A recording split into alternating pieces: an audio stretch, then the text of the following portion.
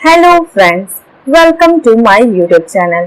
पिछले वीडियो में हमने नेट के पाठ्यक्रम में संकलित इकाई 5 कविता के अंतर्गत महाकवि चंद्रवरदाई कृत पृथ्वीराज रासो रेवा तट के पद संख्या 91 से 105 तक की व्याख्या की थी। आज के इस वीडियो में हम इसके आगे के पदों की व्याख्या करेंगे। तो आइए प्रस्तुत है यह पद। सोली सग नरसिंह सिज्जी सल सीसह झाड़िए, टूटी धर धरनी परंत परत संभड़ी कटाड़िए, चरण अंत उर्झंत वीर कुरंभ कराड़ो, तेग थाई चुपकंत झड़ी झड़ लोह संहारो, चली गयो ना क्रमन क्रम ना चले, दुल्यो ना दूलत ना हत्वर, तीन परत वीर दाहर तनो, चामुंडा बज्जी लहर।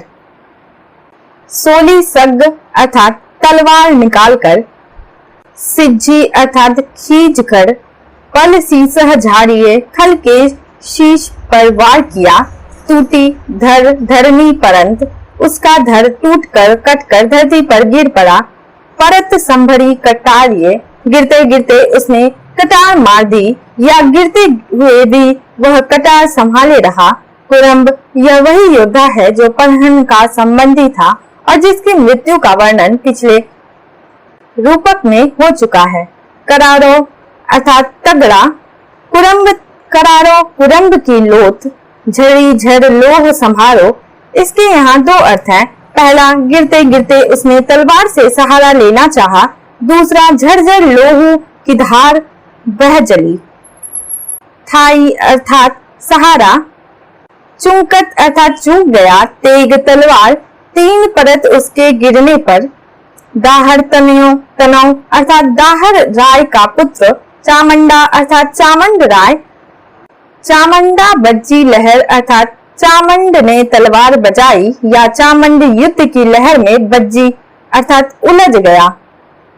अंत अर्थात अंतरिया या आते, नरसिंह के संबंधी ने क्रोधावेश में तलवार खींच ली और खल अर्थात शत्रु के सर पर वार किया, जिससे उसका धड़ कटकर पृथ्वी पर गिर पड़ा। परंतु गिरते गिरते उसने नरसिंह के संबंधी के कटार मार दी। कटार लगने से इस वीर के पैर विकट वीर कुरंभ की लोथ की अतड़ियों से उलझ गए। उसने तलवार का सहारा लेना चाहा परंतु चूक गया और स्वयं अपनी तलवार से घायल हो जाने के कारण उसके लोहे की धार झरझर करके वह बह चली या गिरते गिरते उसने तलवार से सहारा लेना चाहा परंतु चूक गया और बुरी तरह घायल हो गया। वह एक पग भी ना चल सका, ना वह हिला और ना उसके श्रेष्ठ हाथ ही हिले। उसको गिरते देखकर दाहर का पराक्रमी पुत्र चामुंड दुख से परिपूरित हो गया या उसके गिरने पर दाहर का वीर पुत्र चामुंड युद्ध की लहर में उलझ गया अर्थात भयंकर युद्ध करने लगा। छूटी छंद निश्चंद सीमा प्रमाण, मिली ढालनी माल राही समान, निशा मान निशान निशान धुआ, धुआ धुरनी मुरनी पुर कुआं, सुल्तान फौज तीने पंक्ति फेरी, मुख लगी चौहान पारस घेरी, भई प्रात सुजात संग्राम साल, चौहान उठाए सालो पिथाल। छूटी अर्थात आई या फैली, छंद निश्चंद अर्थात इच्छा या अनिच्छा से, सीमा प्रमाण सीमा को प्रमाणित करती हुई, ढालनी ढाल वाले अर्थात योद्धा गण या फौज, माल राही माल ले जाने वाला रास्तागिर अर्थात कूली, समान अर्थात समान रूप से या उसी प्रकार, निशा मान निशा को मानकर या आशा आया जानकर, निशान नगाड़े निशान पड़ना या चोट पड़ना, धुआं धुआं या अंधर, धुरिन धूल, मुड़ीन अर्थात मुड़कर, पूर्ण कुएं पर दिए या भर दिए। पंक्ति इसके दो अर्थ है। पहला, पंक्ति या पैदल सेना।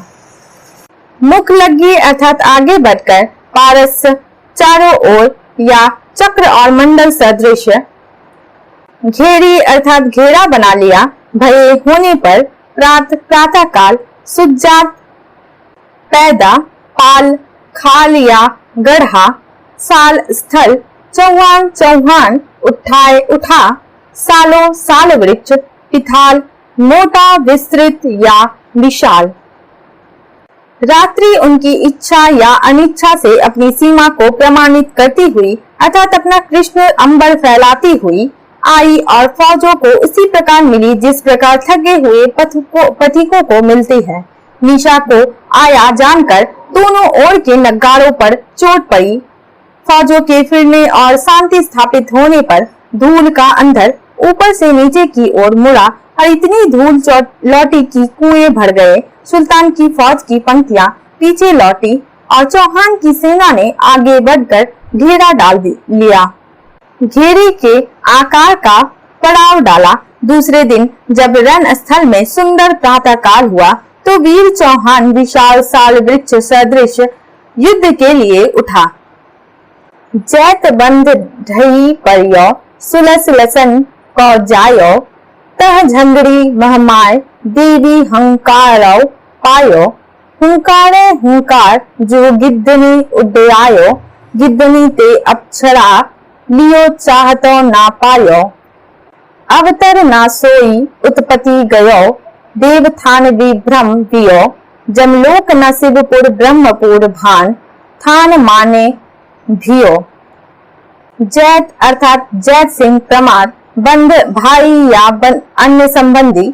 सुलस अर्थात लखन का पुत्र था और लखन प्रमार वंश का था। झगड़ी अर्थात झगड़ते हुए। महामाय देवी अर्थात देवी महामाया अर्थात दुर्गा। अवतरना अर्थात अवतार ना लेना या जन्म ना लेना। उत्पत्ति गयो उत्पत्ति से बच गया। विभ्रम आश्चर्य। जमलोक यमलोक। शिवपुर अर्थात शिवलोक या शिव जी का लोक। ब्रह्मपुर अर्थात ब्रह्मालोक। भान थान अर्थात सूर्य स्थान अर्थात सूर्य लोक। भाने भियो सूर्य में ही प्रवेश कर गया। बियो अर्थात उगा या उत्पन्न हुआ। इस दूसरे दिन के युद्ध में सुलस को पैदा करने वाला लखन जो जैत का संबंधी था मारा गया। देवी महामाया ने उसके शव को हुंकारते और झगड़ते हुए पाया। अपनी हुंकार से उन्होंने लाश से गिद्धों के यूथों को उड़ा दिया। गिद्धों से एक अप्सरा ने उसे लेना चाहा परंतु ना पा सकी। महामाया दुर्गा उसे ले गई। आवागमन के बंधन से मुक्त होकर वह ऊपर चला गया और देवस्थान वालों को इस बात का बड़ा आश्चर्य हुआ कि वीर लखन यमलोक शिवलोक और ब्रह्मलोक ना जाकर सीधा सूर्यलोक जाकर सूर्य हो गया अर्थात सूर्यलोक में स्थान पा गया। तन झंझरी पमवार परियो धर मुच्छी घटी अभी बर अक्षर बिटियो सुरग मुक्के नासुर गहिए तिहित बाल तत्काल सलस बंधव दिग आइए लिसीय अंग बिह हत सोई वर वंची दिसाइए जमन मरण सह दुहु सुगति नन मिट्टे भिंटह नातुव ए बार सुबर बंटहु नहीं बंधी लेहु सुक्की बंधु। पावार अर्थात प्रमार परियोधर पृथ्वी पर गिर पड़ा। मुच्छी मूर्छित घटिय घड़ी बिय दो बिटियो बिटने अर्थात उबना। सुरग मुक्के स्वर्ग छोड़ दिया। सुर गहिय देववरन तिहित तहा या उन्हीं में से। बाल बाला तत्काल तत्काल बंधव बांधवी बंधु या नातेदार। सलस बंधव लखन का बांधव अर्थात पिता लखन प्रमार। ढिग आई निकट आई अंग शरीर बिह विधि या ब्रह्मा। हत हाथ वर श्रेष्ठ वंची दिशाए वाच कर दिखाया। जमन जन्म सह साथ दुह दोनों सुगति सुंदर गतियां नन मिट्टे ना मिटने वाली अर्थात अवश्यम भावी। भिंटह ना तुम निराश ना हो। ए बार इस बार सुबर सुंदर वर अर्थात प्रियतम। बंटहु झगड़ना बंटहु नहीं झगड़ा ना करो। बंदी लेहु बांध लो या स्वीकार कर लो। सुखी बंधु वधु सुख देने वाली वधु। पामार का शरीर झंझरी हो गया और वह पृथ्वी पर गिर पड़ा। तथा 2 घड़ी तक मूर्छित पड़ा रहा। अप्सराएं स्वर्ग में रहते रहते और देवताओं का वरण करते करते अब उठी, अतएव उन्होंने स्वर्ग का वास और देव वरण छोड़ दिया और नीचे मृत्यु लोक में युद्ध स्थल पर आई। एक बाला तुरंत सुलग के बांधव पिता लखन परमार के पास आई और उसके ललाट पर लिखा हुआ विधि का विधान पढ़कर सुनाया। फिर बोली कि जन्म और मरण साथ ही साथ है, परंतु वीरों के लिए ये दोनों सुगतियां हैं। ये अवश्यम भावी है, मिटने वाली नहीं है। तुम अपनी मृत्यु पर निराश ना हो। जान पड़ता है कि सुलग के बांधव ने पहले उसके प्रस्ताव का विरोध किया था, क्योंकि वह कहती है कि हे प्रिय, इस बार मेरे प्रस्ताव का विरोध ना करो और मेरे समान सुख देने वाली या सुंदरी वधू को स्वीकार ही कर लो। राम बंध को सीसवर ईस गहियो कर चाई, अच्छी दरिद्री ज्यो भयो देसी देसी ललचाई। रामबद्ध अर्थात राम का बंधु, ईश शिव, गहियो कर चाई अर्थात हाथ में चाव से पकड़ना चाहा, अच्छी अर्थात धन, ईश अर्थात शिव ने राम के संबंधी का श्रेष्ठ सर अपनी मुंड माला में डालने के लिए बड़े चाव से उसी प्रकार लेना चाहा जिस प्रकार दरिद्री मनुष्य धन देखकर ललचाता है और उसे ले जाना चाहता है। जाम एक दिन चढ़त पर जंघारो झुकी वीर, तीर जेम तत्तो परियो धर असारे मीर। जाम अर्थात याम 3 घंटे के बराबर समय, झुक्की अर्थात झुका युद्ध के लिए, तीर बाण, जेय या जेम तरह अर्थात समान, तत्तो अर्थात गरम या जलता हुआ, तत्तो पर्यो अर्थात जलता हुआ गिरा, धरती, असारे अखाड़ा करके अर्थात युद्ध करके, जंघारो योगी जंघारा। एक याम अर्थात पहर दिन चढ़ने पर वीर जंघारा युद्ध में झुका या कूदा, परंतु मीर से युद्ध करके वह जलते हुए बाण सदृश देख पृथ्वी पर गिर पड़ा। जंघारो जोगी जुगिंद कढ़ियो कट्टारो, फरस पानी तुंगी त्रिशूल पस्सर अधिकारो, जटत बाण सिंगी विभूत हर बर हर सारो, सबर सद्य बद्धियो विषम दग्ग धन झाड़ो, आसन सद्धित निज पत्ती में लिए सिर चंद अमृत अमर, मंडली कराम रावत भीरत ना भववीर इत्तो समर।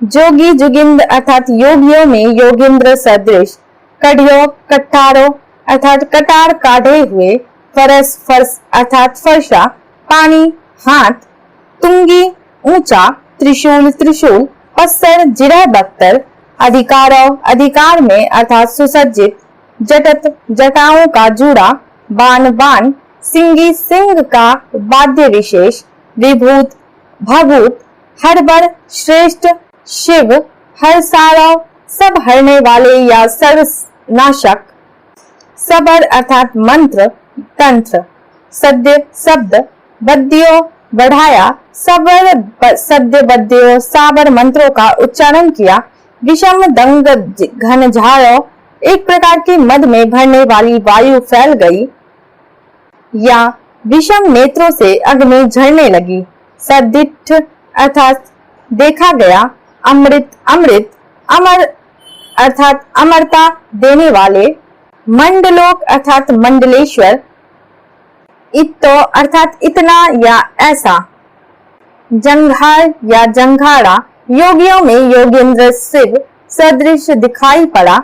उसके एक हाथ में खुली हुई कटार थी, एक हाथ में फरसा, पीठ पर ऊंचा त्रिशूल और बांग बड़ था, सिर पर जटाओं का जूट बांधे, बाण तथा सिंगी बाजा लिए और शरीर में भभूत भले मले हुए वह सर्वनाशक शिव सदृश दिखाई पड़ता था। उसने साबर मंत्रों का उच्चारण करके विषम मद में भरने वाली वायु फैला दी।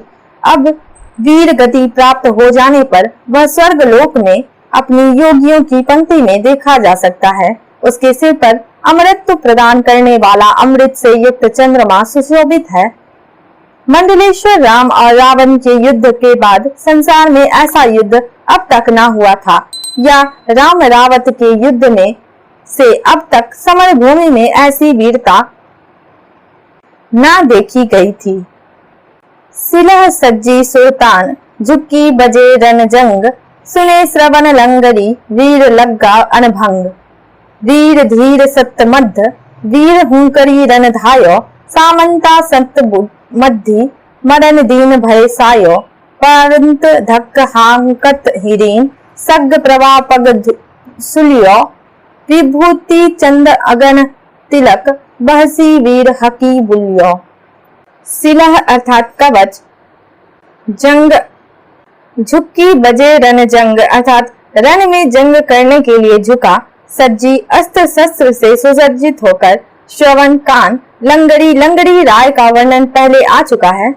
लग्गा अर्थात युद्ध में लगा, अनभंग बिना साहस भंग हुए अर्थात निर्भयता से, धीर धैर्यवान, मध्य बीच में, सामंता सत मध्य सात सामंतों के बीच, मरण दीन भय सायो मरने का दिन भय छा दिया। पारंत धक्का देते हुए, हाकंतरिन रण में हाक लगाते हुए, पग प्रवाह पग सुल्यो तलवार के प्रवाह से तलवारें खोल दी अर्थात तलवार चलाने की कुशलता से तलवारों की मूठें ढीली कर दी। पारंत धक्का हाकंतरिन उनके हृदयों को विचलित करते हुए और रण में हाक लगाते हुए, हंसी हंसते हुए, हकी चिल्लाकर, बुल्लयो बुलाया।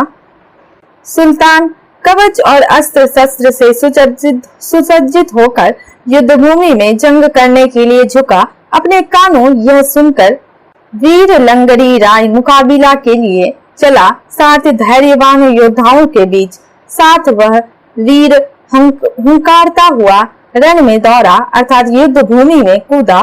सात सामंतों के बीच साथ उसने शत्रुओं में मृत्यु का दीन भय छा दिया। रणभूमि में धक्का देते और हाक लगाते हुए उसने अपनी तलवार चलाने की कुशलता से शत्रुओं की तलवारें की मूठें ढीली कर दी। तब चंद कवि कहते हैं कि तिलक लगाए और अंगों में विभूति युक्त वीर ने हंसते हुए हाक लगाई। उसकी यह अनुपम वीरता देखकर अंगों में भभूत मले हुए और ललाट पर चंद्रमा सुशोभित किए हुए शिव ने उसे हंसते और पुकारते हुए उत्साहित किया। लंगा लोह ऊंचाई परियो घुमर घन मध्य, जुरत तेग सम तेग कोरे बद्धर कछूत सुजय। यो लग्गो सुरतान ज्यो अनल दावा नल दंग, ज्यो लंगुर लग गयो अग्नि अग्गे आ लंग। एक मार उझार अपार मल, एक उझार सज्झार्यो, एक बार तरियो दुस्तर रूपे, दूजे तेग उभार्यो।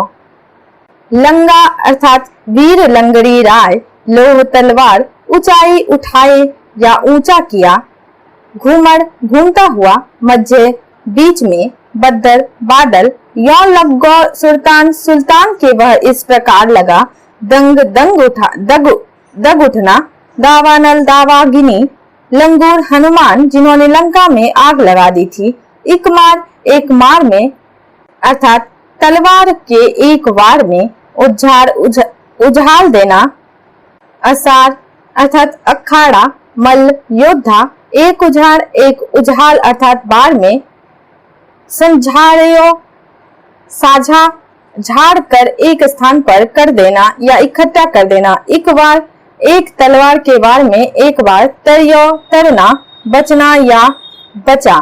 दुस्तर अर्थात कठिन, रूपय रूप, दूजे दूसरी बार, उभारियो उठाई या उभारी। लंगा तलवार उठाए हुए शत्रुओं के बीच में घूम रहा था।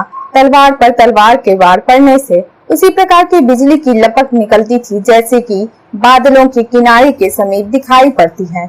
लंगा सुल्तान गोरी से युद्ध में उसी प्रकार लगा जिस प्रकार अग्नि दावाग्नि में दब उठती है अर्थात दावानल वन में लग जाती है। लंगा उसी प्रकार आगे बढ़ा जिस प्रकार लंगूर वीर हनुमान लंका में आग लगाकर बढ़े थे।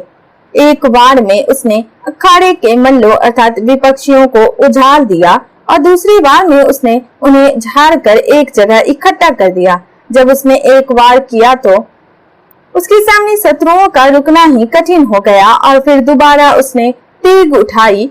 अब शत्रु की रक्षा कैसे होगी? या एक बार तो वह कठिनाई से शत्रु के वार से बचा, परंतु तुरंत ही उसने फिर तलवार ऊपर उठाई।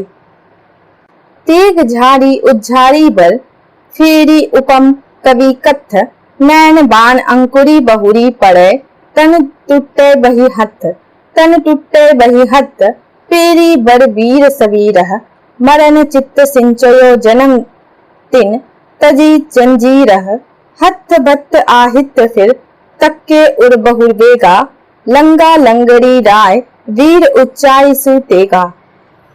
उपम अर्थात उपमा, कत्थ कहना, नैन नेत्र, बाण बाण, अंकुरी घुसना, बहुरी फिर, टुट्टे टूटना, बही बहना, बही हथ बायां हाथ, फेरी बड़वीर सबीरह, फिर भी श्रेष्ठ वीर सबीरह अर्थात वीरता पूर्ण रहा। फिर भी उस श्रेष्ठ वीर का विरोचित उत्साह कम नहीं हुआ। मरण चित्त सिंचयो, उसने अपने मन में मरने की बात सिंचयो सोची। जन्म तिन तजी जंजीरह, उसने जन्म अर्थात पृथ्वी पर पुनः जन्म लेने की बेड़ी त्याग दी।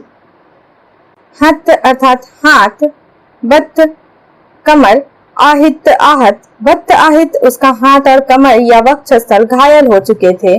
फिर उसने अपना हाथ कमर पर रखा, फिर तक्के, फिर निशाना ताक कर और हृदय या छाती बहुबेगा बड़े वेग से, फिर तक्के उड़ बहुबेगा फिर बड़े वेग से शत्रु के वक्षस्थल का निशाना ताक कर, वीर उच्चाई से तेगा, वीर ने तलवार उठाई।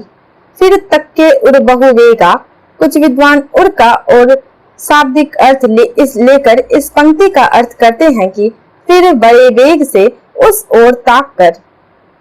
लंगा लंगड़िए राय, शत्रुओं को अपनी श्रेष्ठ अच्छी मजबूत और तेज तलवार झाड़ करके या तलवार के वार करके उज्झाल रहा था। कवि उसकी फिर उपमा कहता है, कुछ समय बाद लंगड़ी के नेत्र में एक बाण घुस गया और शरीर से बायां हाथ कट गया, शरीर का बायां हाथ टूट गया। यद्यपि शरीर से बायां हाथ कट गया, फिर भी उसका विरोचित उत्साह कम नहीं हुआ। उसने मन में विचारा कि युद्ध भूमि में मृत्यु होने से फिर जन्म लेने का बंधन छूट जाएगा। उसका हाथ और कमर वक्षस्थल घायल हो चुके थे, फिर भी उसने लंगड़ी राय ने आवागमन से मुक्त होने की बात पर दृढ़ निश्चय करके और मृत्यु की परवाह न कर शत्रु के वक्षस्थल का निशाना ताक कर तलवार ऊपर उठाई। तब लौहानो महमूद बाण मुक्के बहु भारी, फुट्टी सू ढड्डर बही, जुबान पिट्ठ उड़द निकारी, मनोर किवारी लागी, पुट्ठी सिर के उघाड़िए, कट्टारी बरकट्ठी, वीर अवसान संभारिए, एक झर मीर उज्झारी झर, करी सुमेर परी अरी सुफीरी, चवसठी सान गोरी पड़े, तीन राई इकराज पड़ी। लोहानो अर्थात लोहाना, महमूद, मुक्के अर्थात छोड़ना, पिठ पीठ, फुट्टी फोड़ा, सु वह, ढड्डर धराता हुआ, उड़द ऊपर, मनो किवारी लगी, मानो दरवाजा बंद देखकर, सिर की खिड़की, उघाड़िए उघाड़ना, कट्टारी कट्टार, कट्ठी काट कर या खींच कर, अवसान अंत या मरण, संभारिए संहार करना, सुमेर एक पुरान लोक पर्वत जो सोने का कहा गया है, परियरी अर्थात परिक्रमा, करी सुमेर परियरी सुफीरी, फिर वह सुमेरु पर्वत की परिक्रमा करने चला गया। 64 अर्थात 64 परे मारे गए, 3 राई इक राज पड़ी। इसके दो अर्थ हैं, पहला एक राजा और 3 राव गिरे, दूसरा एक और 3 अर्थात 13 राव राजे गिरे। तब लोहाना ने महमूद पर एक बड़ा भारी बाण चलाया जो उसका वक्षस्थल फोड़कर धड़धड़ाता हुआ घुस गया और ऊपर पीठ में आ निकला, मानो दरवाजा बंद देखकर उसने पीठ में खिड़की खोल दी। महमूद जब इस प्रकार आहत हो गया तो लोहाना ने म्यान से कटार काढ़ ली और उसका अंत करने के लिए संभला अर्थात बढ़ा। यह देखकर गोड़ के एक मीर ने तलवार के एक वार से उछाल कर उसे गिरा दिया, मार डाला और वह लोहाना सुमेरु की परिक्रमा करने चला गया। अभी तक रण क्षेत्र में गोरी के 64 खान मारे गए तथा पृथ्वीराज की ओर एक और 3 अर्थात 13 राव राजे काम आए या एक राजा और 3 राव खेत रहे। मनीलोह मारूफ रोस बिड्डर गाह के मनो पंचानन बाही सद्द सिर सद्द हहक के दुहमीर बर तेज शीस इक सिंह बाही टोप टुट्टी बड़करी चंद उपमा सुपाई मनुशीस बीय श्रंग बिज्जुलह रहेत टुटी भामना हति उत्मंग सुहै बिब टुके है मनु उडगन नृप तेज मति। मनी लोह अर्थात लोह तलवार मान के अर्थात अपनी तलवार चलाने की कुशलता पर विश्वास करके मारूफ अर्थात तातार मारूफ खां बिड्डर सिंहवाह नाम की एक राजपूत जाति कही जाती है, परंतु अब उसका कहीं पता नहीं लगता। गाहक के अर्थात लपकना बड़े चाव से पंचानन सिंह वाही वाहिनी पंचानन वाही सिंह वाहिनी अर्थात दुर्गा सद्य शब्द सद्य 100 सिर सद्य 100 सिर अर्थात अनेक शर हहक के हहकना या हुंकारना बरकरी बरक गया टोप टुट्टी बरकरी टोप टूट कर बिखर गया हेत भाला टूटी टूटना बिये दोनों श्रृंग पर्वत की चोटी बिज्जुलह बिजली भाम शोभा ना नहीं हति नष्ट हुई भामना हति शोभा नष्ट नहीं हुई उत उधर मंग मांग उत्मंग मस्तक सुहै शोभायमान हुआ बिव 2 टूक है टुकड़े होकर उड़गन नृप चंद्रमा तेजमती अति तेजस्वी। बिड्डर अपनी तलवार चलाने की कुशलता पर विश्वास करके मारूफ की ओर क्रोधपूर्वक लपका और गरजा मानो सिंह वाहिनी दुर्गा अपने अनेक मुखों से हुंकारी हो युद्ध छिड़ गया। एक ओर 2 तेजस्वी श्रेष्ठ मीर थे और दूसरी ओर सिंह वाहिनी की उपमा पाने वाले या सिंहवाह राजपूत का एक सर था अर्थात दूसरी ओर अकेला बिड्डर था। आखिरकार बिड्डर का शिस्त्रान टूटकर बिखर गया और चंद को उससे उपमा मिली। उसके सर के 2 टुकड़े करता हुआ भाला वैसे ही लगा मानो पर्वत श्रृंग पर बिजली गिरी हो पर्वत, परंतु उस सिर की शोभा नष्ट नहीं हुई। सिर 2 टुकड़े होकर भी ऐसा शोभायमान रहा मानो तेजस्वी उड़गन नृप अर्थात चंद्रमा हो। परेशान 64 गोरी नरिंद परे शुभ्र 13 कहे नामचंद परे लुत्थी लुत्थी जू सेना अलुझ है लिसे कंक अंक बिना कौन बुझ है परियो गोड़ जैत मध्य शेष ढारी जिन राशि रेह अजमेर सारी परियो कनक आहुट गोविंद बंद जिने मेच की पारस सब सद्ध। शुभ्र अर्थात श्रेष्ठ वीर या श्वेत। नरेंद्र पृथ्वीराज के लिए प्रयुक्त हुआ है। 13 लुत्थी लोथों में उलझे हुए कंक अंक भाग और चिन्ह अर्थात उनके जातीय और व्यक्तिगत नाम बुझना या जानना। मध्य में शेष अवशेष लोथों का ढारी ढारना या गिरा जिसने राशि रखी रेह धूल जिन राशि रेह अजमेर सारी जिसने अजमेर की सारी मिट्टी रखी अर्थात जिसने अजमेर की लाज रखी। गोड़ इस जाति के राजपूतों का मुख्य स्थान अजमेर पाया जाता है। रेह अर्थात रेखा पारस सेना। गोड़ी के 64 खान मारे गए और नरेंद्र पृथ्वीराज के 13 श्रेष्ठ वीर खेत रहे।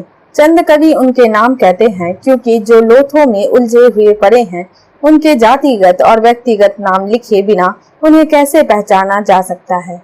अजमेर की लाज बचाने वाला जैत गोर गरुआ लाशों के अवशेषों के बीच में गिरा। गोविंद का संबंधी कनक आहुट गिरा, जिसने मल्लोत्सव की सब अधिकांश सेना को नष्ट कर डाला था।